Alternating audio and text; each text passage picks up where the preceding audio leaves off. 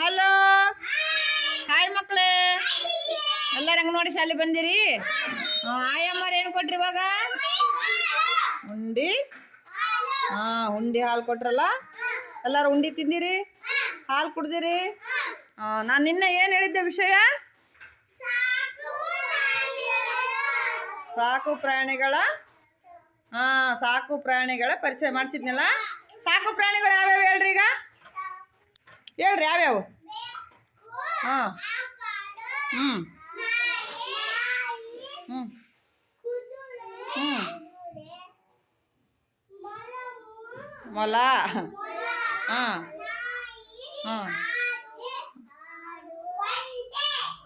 ಇವೆಲ್ಲ ಏನು ಪ್ರಾಣಿಗಳು? ಗುಡ್. ಚಪ್ಪಳ ಹಾಕ್ರಿ ಎಲ್ಲರೂ ಒಂದ್ಸಲ. ನೀವೆಲ್ಲ ಯಾವ ಮಕ್ಕಳು?